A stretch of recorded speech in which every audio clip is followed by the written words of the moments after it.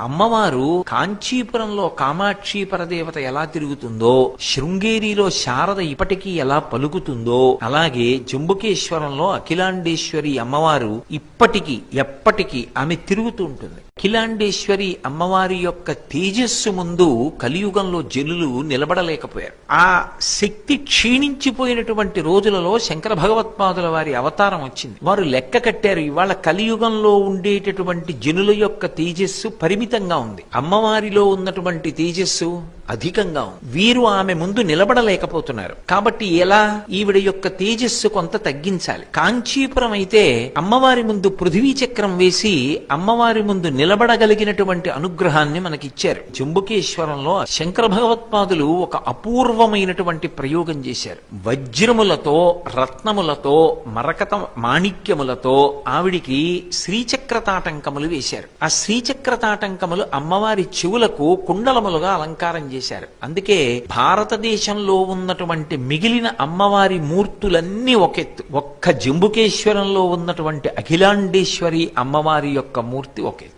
ఆ శ్రీచక్ర తాటంకాలు వేసిన తరువాత అందరూ అమ్మవారి దగ్గరికి వెళ్లి నిలబడి దర్శనం చేసి ఆరాధన చెయ్యగలిగినటువంటి స్థితిని పొందారు. అటువంటి శ్రీచక్ర తాటంకాలు మసకబారుతూ ఉంటాయి. కర్పూర నీరాజనం ఇస్తూ ఉంటారు, అమ్మవారికి పువ్వులవి అలంకారం చేస్తూ ఉంటారు, బట్ట కడుతూ ఉంటారు. ఆ శ్రీచక్ర తాటంకములు మసకబారతాయి. మసకబారితే అవి తీసి మళ్లీ సాన పెట్టాలి. అందులో పెద్దలు ఏం చెప్తారంటే 326 వజ్రములు ఉన్నాయి అని చెప్తారు. రెండు శ్రీచక్ర తాటంకములలో కలిపి 326 వజ్రములు, వైఢూర్యములు, రత్నములు, మాణిక్యములు, మరకతమణులు ఇవన్నీ కూడా 326 ఉన్నాయి అని. అవి తీయాలి అంటే చెవుల నుంచి భారతదేశంలో ఒక్క కంచికామకోటి పీఠాధిపతులదే అధికారం. ఆ తాటంకములను ముట్టుకోవాలంటే కంచికామకోటి పీఠాధిపతులు పెడతారు. వెళ్లి దానికి ఒక శుభముహూర్తాన్ని చూసి చందనపు ముద్ద తీసి చేత్తో పట్టుకుంటారు. పట్టుకుని మంగళవాద్యాలతో సుముహూర్తంలో లోపలికి వెళ్లి అమ్మవారి శ్రీచక్ర తాటంకములలో ఉన్న శక్తినంతటినీ కూడా చందనపు ముద్దలోకి ఆవాహన చేసేస్తారు. అది చందనపు ముద్దలోకి వస్తుంది. వచ్చిన తరువాత జాగ్రత్తగా తెరవేసి అమ్మవారి చెవులకున్నటువంటి ఆ వజ్ర తాటంకములు, శ్రీచక్ర తాటంకములను తొలగిస్తారు. తొలగించి తాత్కాలికంగా మంత్రపూరితములైనటువంటి తాటంకములను ఆవిడ చెవులకు అలంకారం చేసి తెరతీస్తారు. ఈ చందనపు ముద్దకి ముందు పూర్ణ జల కలశం వెడుతుంది. ఆ జల కలశతో వచ్చి అమ్మవారి ఆలయం యొక్క ముఖమంటపంలోనే ఆ కలశని స్థాపన చేస్తారు. ఆ కలశ పెట్టినప్పుడు కూడా వెండి మంటపాన్ని ఏర్పాటు చేసి ఆ మంటపాన్నంతటినీ కూడా చెరుకు కర్రలతో అలంకారం చేస్తారు.